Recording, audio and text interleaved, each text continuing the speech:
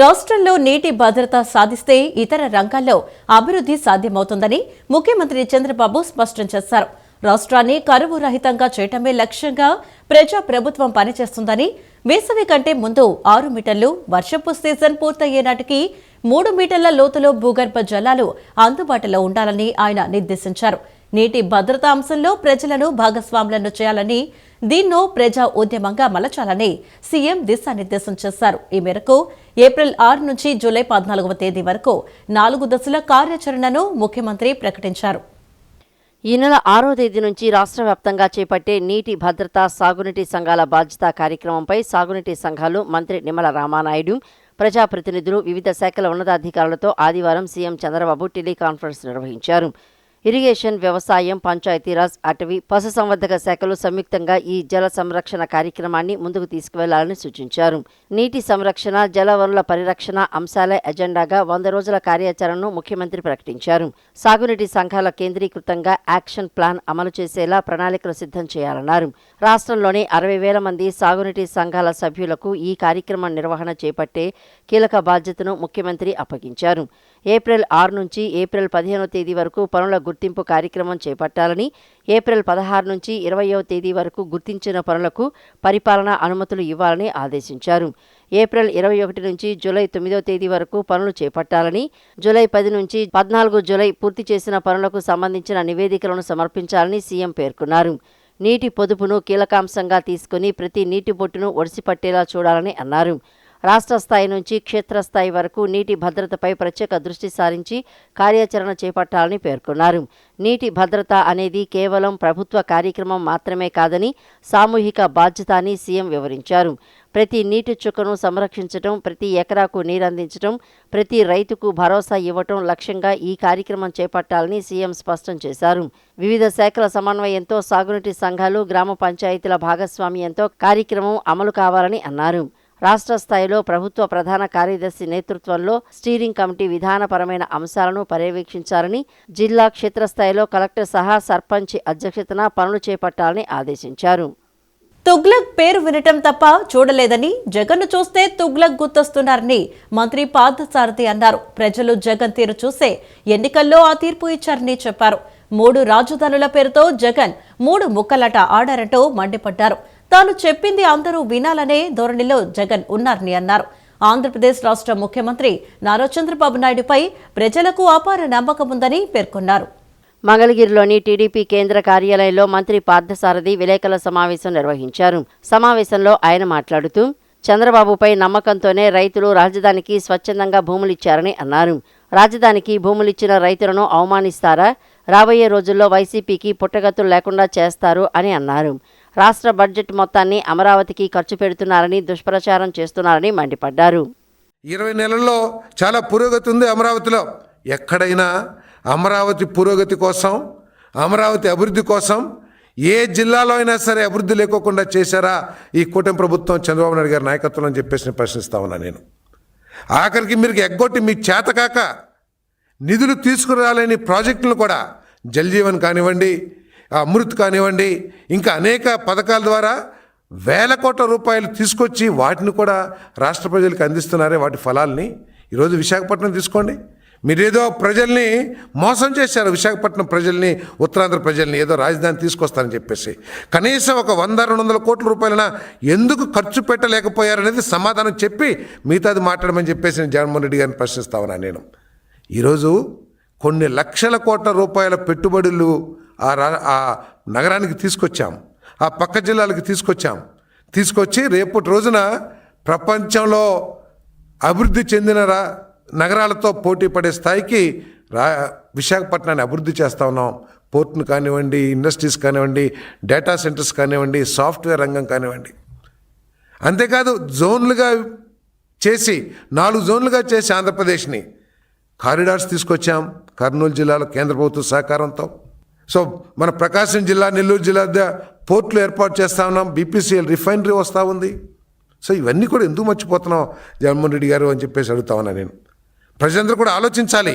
ఈయన చెప్పే అబద్ధాలని ప్రత్యేకంగా వైఎస్ఆర్సీపీ కార్యకర్తలకి, నాయకులకి నేను మనవి చేస్తా ఉన్నా నేను.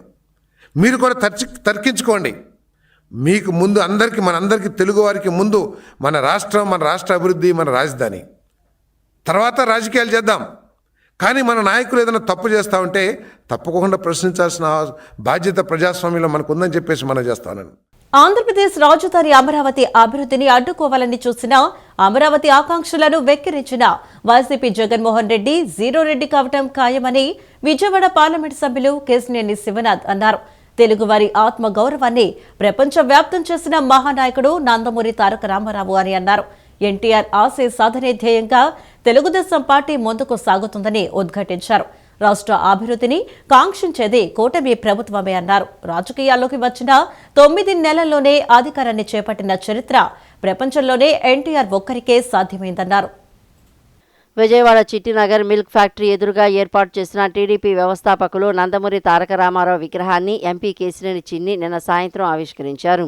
ఈ సందర్భంగా జరిగిన సభలో ఎంపీ కేశినేని చిన్ని మాట్లాడుతూ, బడుగు బలహీన వర్గాల ఆశాజ్యోతి బాబు జగ్జీవన్ రామ్ 118వ జయంతి సందర్భంగా విజయవాడ పశ్చిమ నియోజకవర్గంలోని 46వ డివిజన్ లంబాడీపేటలో ఎన్టీఆర్ విగ్రహాన్ని ఏర్పాటు చేసుకోవడం అభినందనీయమని అన్నారు. విగ్రహదాతలు బాయిన లోకా పరమేశ్వరరావు, దీటి ప్రభుదాసులను ఎంపీ చిన్ని అభినందించారు.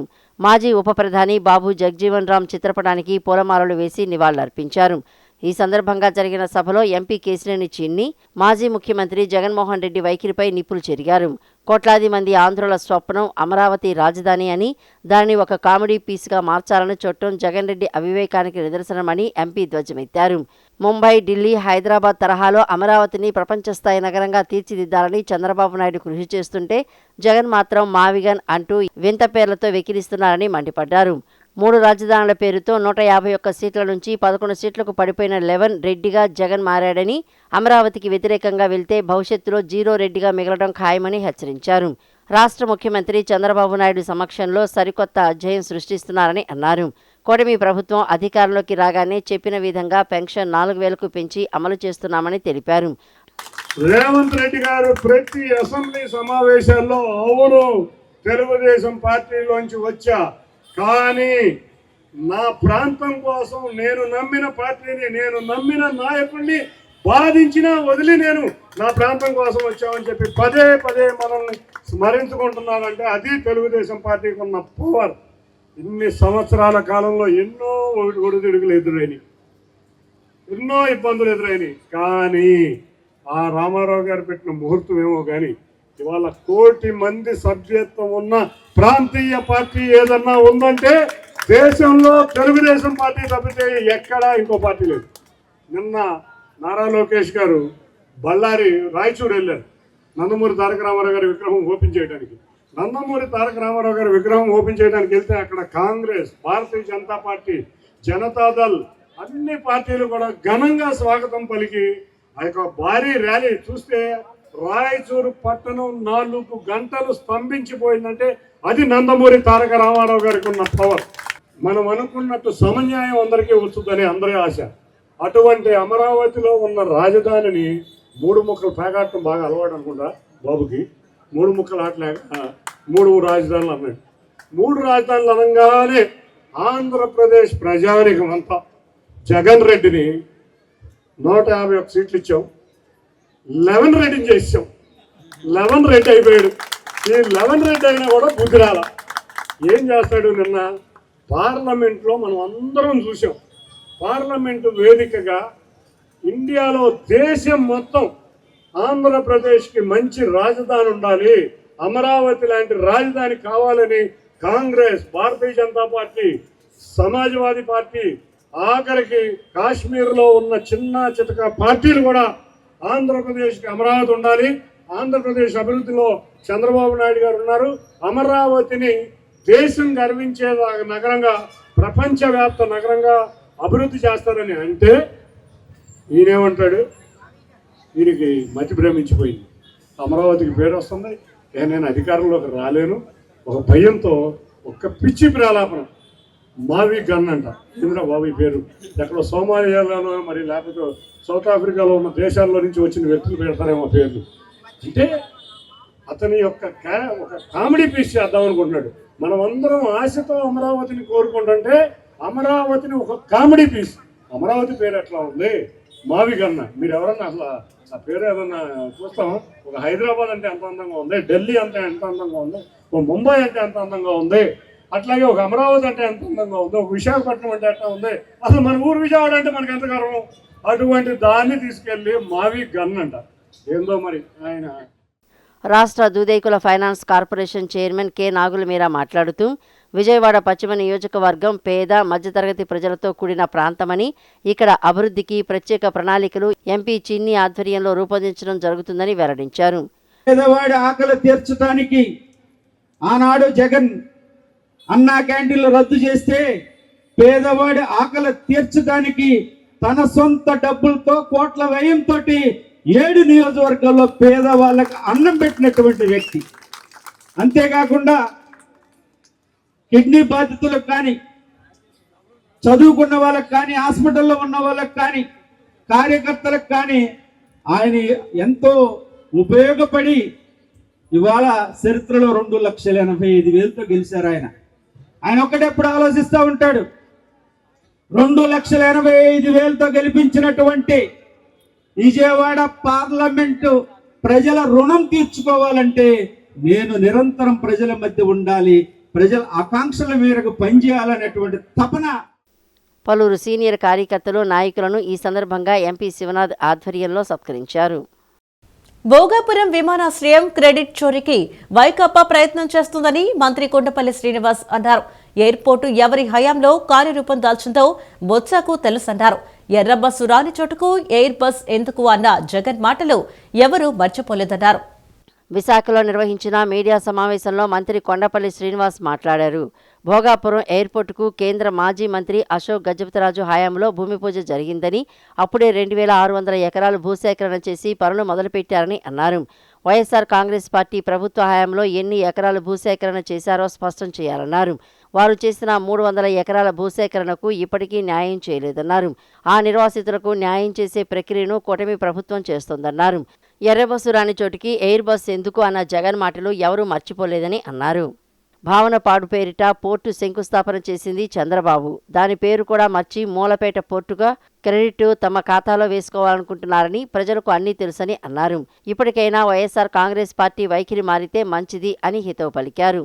జూన్ 15th కల్లా ఇస్తానన్నారు. ఏదైతే హైవే నుంచి ఎయిర్పోర్ట్ కనెక్ట్ చేయాల్సిన రోడ్ ఏదైతే ఉందో ఆ బ్రిడ్జెస్ 2 కనెక్టివిటీ అనేది జూన్ 15th కల్లా అయిపోతుంది. అలాగే ఇతర కనెక్టివిటీస్ ఏదైతే ఉన్నాయో వైజాగ్ నుంచి ఉన్నటువంటి రోడ్ ఏదైతే కనెక్టివిటీ పెంచడానికి రోడ్స్ ఏవైతే ఉన్నాయో దాన్ని కూడా మానిటర్ చేయడం జరిగింది. మరి ముఖ్యంగా ఎయిర్పోర్ట్ సంబంధించినటువంటి రన్వే 100% అయింది. అలాగే ట్యాక్సీ వే కూడా 100% అయిపోయింది. అలాగే ఉన్నటువంటి ఎయిర్పోర్ట్లో ఉన్నటువంటి వర్క్స్ కూడా మ్యాక్సిమం 95% అయిపోయింది. అలాగే వీళ్ళకున్నటువంటి యాన్సిలరీ బిల్డింగ్స్ కూడా 95% అయిపోయింది. ఉన్నటువంటి మిగతా పనులన్నీ కూడా ఒక 90% కూడా అయిపోయింది. సో ఇక్కడ ఏదైతే డేట్స్ని 4 డేట్స్ ఏవైతే అనుకున్నామో ఆ డేట్స్లో వర్క్ కంప్లీషన్స్ పురోగతి ఎలా ఉందనేది ప్రధానంగా అంశం ఈ రివ్యూలో. సో అవన్నీ కూడా బాగున్నాయి. సో డెఫినెట్గా ఈ 4 డేట్లో ఏదో ఒక డేట్ గౌరవ ముఖ్యమంత్రి గారు కానీ లేకపోతే ఎవరైతే ప్రధానమంత్రి గారు కానీ వాళ్ళందరూ డేట్స్ తీసుకొని ఖచ్చితంగా ఈ డేట్లో ఓపెన్ చేయడానికి పూర్తి స్థాయి వర్క్ అయితే జరిగింది. అయితే ఇక్కడ మీ ద్వారా ప్రజలందరికీ తెలియజేయాల్సింది ఏంటంటే ముఖ్యంగా పొలిటికల్గా గత కొన్ని రోజులుగా ఇక్కడ స్థానిక నాయకులు అవ్వచ్చు కానీ లేకపోతే మంత్రిగా పనిచేసినటువంటి నాయకులు కావచ్చు కానీ వీళ్ళందరూ కూడా విమర్శ చేస్తున్నారు. ఏదో భోగాపురం ఎయిర్పోర్ట్ కానీ లేదా మూలపేట పోర్టు గురించి కానీ గత వైసీపీ ప్రభుత్వంలోని ఎక్కువ శాతం పని అయిందని. ఖచ్చితంగా మీరు అలాంటి ఆధారాలు ఉంటే మాకు కూడా తెలియజేయండి. ఇక్కడ చూసుకుంటే ఈ భోగాపురం ఎయిర్పోర్ట్ కానీ లేదా మూలపేట పోర్టు కానీ గత తెలుగుదేశం ప్రభుత్వంలోనే దీని ల్యాండ్ ఎక్విజిషన్ మ్యాక్సిమం జరిగింది. అప్పుడే నిర్ణయాలు తీసుకోవడం జరిగింది. అప్పుడు భావనపాటు పోర్ట్ అనేవారు, ఇప్పుడు మూలపేట పోర్ట్ అని మార్చి ముందుకెళ్ళడం జరిగింది.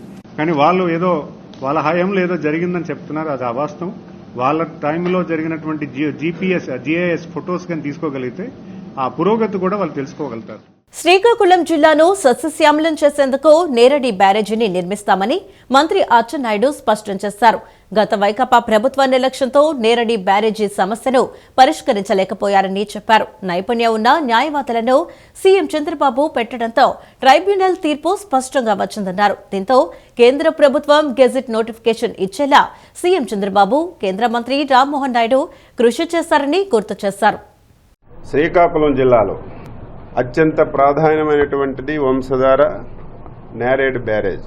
ఇది ఎప్పుడూ రావాల్సింది. గతంలో ప్రభుత్వాలు సరైనటువంటి అడ్వకేట్స్కి పెట్టడం వల్ల సరైనటువంటి వాదనలు వినిపించుకోకపోవడం వల్ల చాలా సమస్యలు వచ్చాయి. మనం వచ్చిన తర్వాత ప్రత్యేకమైనటువంటి దృష్టి పెట్టి మంచి అడ్వకేట్స్ని పెట్టి ట్రిబ్యునల్లో మనం గెలిచిన విషయం ప్రతి ఒక్కరికి తెలుసు. ఈరోజు కేంద్ర ప్రభుత్వం గజెట్ నోటిఫికేషన్ ఇచ్చే విధంగా కృషి చేశాం. దీనికి ప్రధాన కారణం మన రాష్ట్ర ముఖ్యమంత్రి శ్రీ నారా చంద్రబాబు నాయుడు గారు, మన పార్లమెంట్ సభ్యుడు కేంద్రంలో మంత్రిగా ఉండి రామ్మోహన్ నాయుడు కృషి వల్ల ఆ కార్యక్రమం నెరవేరింది. ఇంకొక చిన్న హడ్డిలుంది, కోర్టులో కూడా వాళ్ళు వేశారు. ఆ క్లియర్ అయిన వెంటనే మళ్ళీ ఇప్పటికే ముఖ్యమంత్రి గారు నేరేడ్ బ్యారేజ్ ఏ విధంగా నిర్మించాలి, ఎంత అమౌంట్ అవుతుంది, ఇప్పటికే అధికారులకు ఆదేశాలు ఇచ్చారు. మా కళ ఏంటంటే ఈ జిల్లాలో ప్రతి ఒక్క ఎకరాకి సాగునీరు ఇవ్వాలి, ప్రతి ఒక్క ఇంటికి స్వచ్ఛమైనటువంటి తాగే నీరు ఇవ్వాలనేది మా యొక్క ఆశయం. ఆ ఆశయం నెరవేర్చడానికి ఇది ఒక స్టెప్ అని చెప్పి సందర్భంగా తెలియజేస్తాం. అమరావతిని రాజధానిగా ఖరారు చేయడం ప్రజల ఆకాంక్ష నెరవేరినట్టేనని ఎమ్మెల్సీ కావలి గ్రీష్మ తెలిపారు. ఈ నిర్ణయం రాష్ట్ర అభివృద్ధికి దోహదపడుతుందని, అమరావతి భవిష్యత్తులో ప్రముఖ నగరంగా అభివృద్ధి చెందుతుందనే నమ్మకం వ్యక్తం చేశారు. అలాగే ఈ నిర్ణయం శాశ్వతంగా కొనసాగుతుందని ఎవరూ మార్చలేరని స్పష్టం చేశారు. ఆంధ్రప్రదేశ్ శాశ్వత రాజధానిగా అమరావతికి పార్లమెంటులో ఆమోదం లభించిన సందర్భంగా ఆదివారం ఎమ్మెల్సీ కావలి గ్రీష్మ ఆధ్వర్యంలో స్థానిక మహిళలు సంబరాలు నిర్వహించారు. ఈ సందర్భంగా మహిళలు పెద్ద సంఖ్యలో పాల్గొని దీపాలు వెలిగించి ఒకరికొకరు శుభాకాంక్షలు తెలుపుకుంటూ ఆనందాన్ని వ్యక్తం చేశారు. రాష్ట్ర అభివృద్ధికి కీలకంగా భావిస్తున్న ఈ నిర్ణయంపై హర్షం వ్యక్తం చేశారు. ఈ సందర్భంగా కావలి గ్రీష్మ మాట్లాడుతూ అమరావతిని రాజధానిగా ఖరారు చేయటం ప్రజల ఆకాంక్ష నెరవేరినట్టేనని తెలియజేశారు.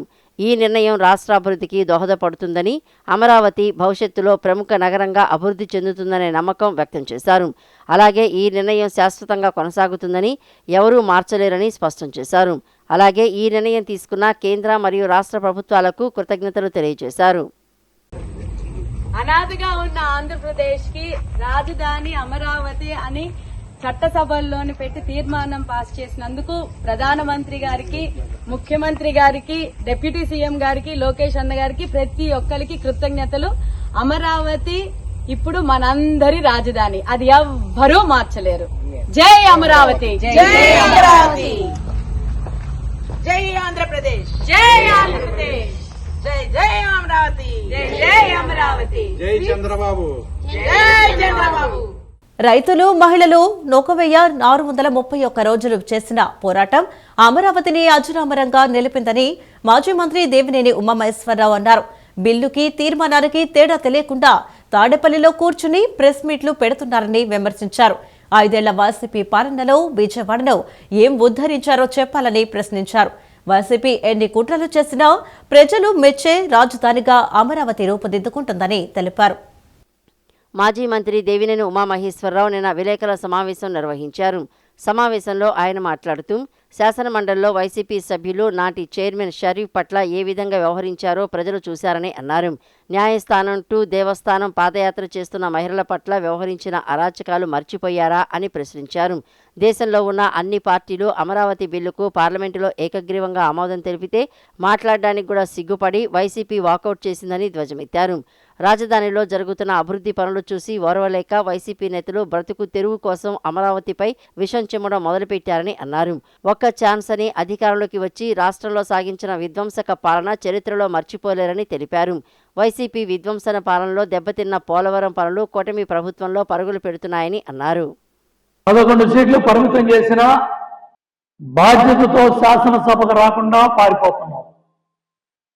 శాసనసభలో బిల్లు పెడితే ఎందుకు బెంగళూరు పారిపోయాం, ఎందుకు సభకు రానా, ఎందుకు సభలో మాట్లాడలా, ఎందుకు తాడేపల్లి కొంపలో కూర్చొని ప్రెస్ మీట్లు పెడుతున్నావు, వచ్చి ప్రెస్ క్లబ్లో మాట్లాడు, లేదు వచ్చి ప్రజల ముందు మాట్లాడు, లేదు శాసనసభకు వచ్చి మాట్లాడు.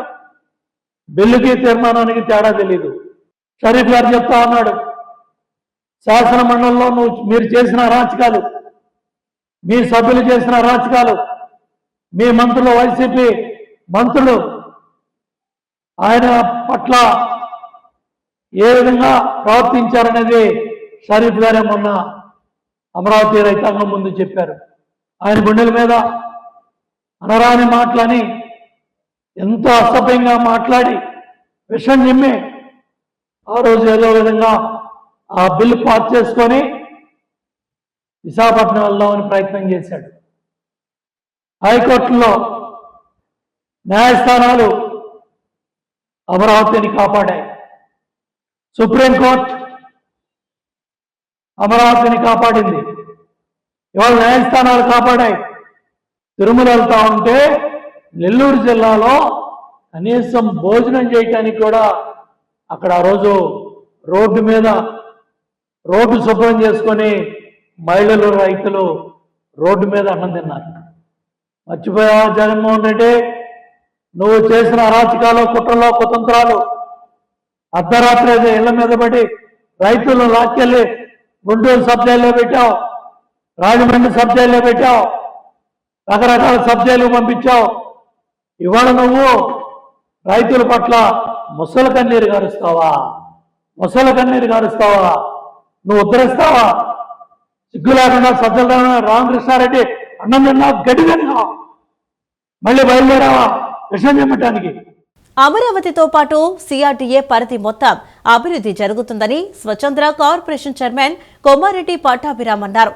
జగన్ 3 ముక్కలాట నాటకం అయిపోయిందని, మావిగన్ మొదలైందని ఎద్దేవా చేశారు. స్పష్టంగా జీవో ఇచ్చినా సరిగ్గా చూడకుండా మాట్లాడతారా అని ప్రశ్నించారు. సిఆర్డీఏ చట్టాన్ని రద్దు చేసే ప్రయత్నం చేశారా లేదా అని నిలదీశారు. స్వచ్ఛాంధ్ర కార్పొరేషన్ చైర్మన్ కొమారెడ్డి పట్టాభిరామ్ విలేకరుల సమావేశం నిర్వహించారు.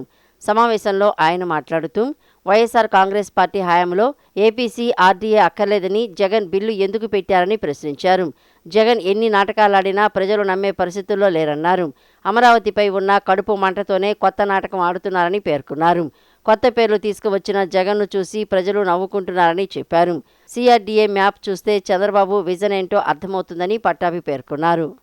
ఒక చారిత్రాత్మకమైనటువంటి బిల్లు ఉభయ సభల్లో పాస్ అయ్యి ఇక అమరావతి అన్స్టాపబుల్, అమరావతి ఈ రాష్ట్రానికి ఏకైక రాజధాని, ప్రజా రాజధాని అమరావతి అని జాతీయ స్థాయిలో ఉన్నటువంటి అన్ని పార్టీలు కూడా మద్దతు పలికి తమ ఆమోదాన్ని తెలిపితే మన గౌరవనీయులైనటువంటి జమోరా గారికి మాత్రం అది నచ్చల. కడుపు మంట, ఆ కడుపు మంటతోనే వెటకారంగా ఆయన చేసినటువంటి ఈ పేరు ప్రతిపాదన మావిగన్. దాన్ని సమర్థించుకోవటానికి ఆయన మనకి అభివృద్ధి పాఠాలు ఇవాళ ఏదో కొత్తగా నేర్పిస్తూ ఉన్నాడు. ఆయన మచిలీపట్నం, విజయవాడ, గుంటూరు ఇదంతా ఒక గ్రోత్ కారిడార్ కింద మారాలి, ఈ ప్రాంతం అంతా అభివృద్ధి చెందాలి, అందుకనే నేను మావిగన్ని ప్రతిపాదిస్తున్నానని చెప్పి కొత్తగా మనకు అభివృద్ధి పాఠాలు నేర్పించేటటువంటి ప్రయత్నం చేస్తూ ఉన్నాడు. ఇవాళ దానినే గౌరవ జమోరే గారి మేధస్సు నుంచి వచ్చినటువంటి ఒక అద్భుతమైనటువంటి ఒక ఆలోచనగా కీర్తిస్తూ ఆయనకు భజన చేసేటటువంటి భజన బృందాలన్నీ కూడా ఆయనకు సంబంధించినటువంటి మీడియాతో సహా మొత్తం భజన బృందం అంతా తెగ భజన చేస్తూ ఉన్నారు. అబ్బా ఎంత గొప్ప ఆలోచన, ఎంత అద్భుతమైనటువంటి ఆలోచన అని చెప్పి. కానీ ఇవాళ గౌరవ జమోరే గారికి అదేవిధంగా ఆయన భజన బృందానికి, అయ్యా మీరు ఇవాళ కొత్తగా మీరు ఆవిష్కరించి మీరేదో మాకు అభివృద్ధి పాఠాలు చెప్పాల్సినటువంటి అవసరం లేదు. ఏ ప్రాంతాన్ని ఏ రకంగా అభివృద్ధి చేయాలో విజనరీ లీడర్ అయినటువంటి నారా చంద్రబాబు నాయుడు గారికి బాగా తెలుసు. ఇక్కడున్నటువంటి కృష్ణా, గుంటూరు ఈ పరిసర ప్రాంతాలని, ఈ జిల్లాలో పరిసర ప్రాంతాలని ఏ విధంగా అభివృద్ధి చేయాలి, ఉత్తరాంధ్రని ఏ రకంగా అభివృద్ధి చేయాలి, రాయలసీమ ప్రాంతాన్ని ఏ రకంగా అభివృద్ధి చేయాలి, ప్రతి ప్రాంతానికి కూడా ఆయన ఒక ఆలోచన చేసి ఒక డెవలప్మెంట్ ప్లాన్ని సిద్ధం చేసి ఇవాళ అన్ని ప్రాంతాలని కూడా అభివృద్ధి పదంలో ముందుకు నడిపిస్తున్నటువంటి one and only visionary leader is Nara Chandrababu Naidu గారు.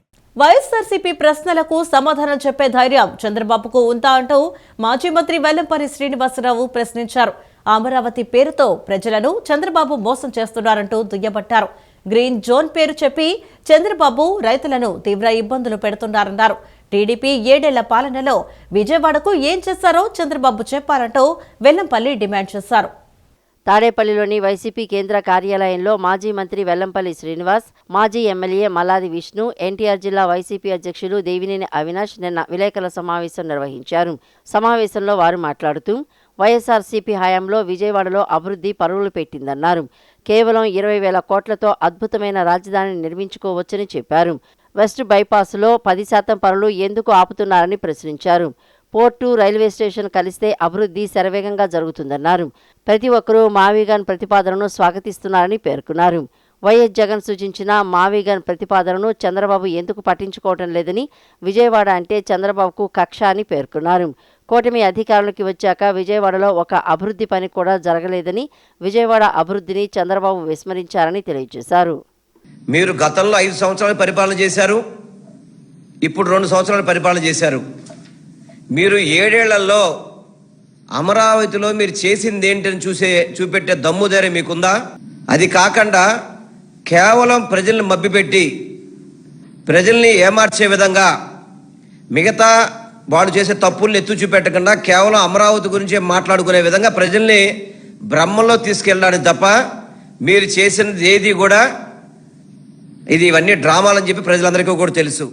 అమరావతి కోసం మా నగరాన్ని గొంతు పిసికి చంపేసే విధంగా చంద్రబాబు నాయుడు గారు ముందుకెళ్తున్నారు అని చెప్పని, ఎయిర్పోర్ట్ని డెవలప్ చేయట్లా, రైల్వే స్టేషన్ని డెవలప్ చేయట్లా, మా నగరంలో అభివృద్ధి కార్యక్రమాల గురించి మాట్లాడట్లా, మా నగరాన్ని ఏ విధంగా అయినా ముందుకు తీసుకెళ్లాలన్న ఆలోచన చంద్రబాబు నాయుడు కానివ్వండి, కూటమి ప్రభుత్వానికి కానివ్వండి ఎటువంటి ఆలోచన లేదు.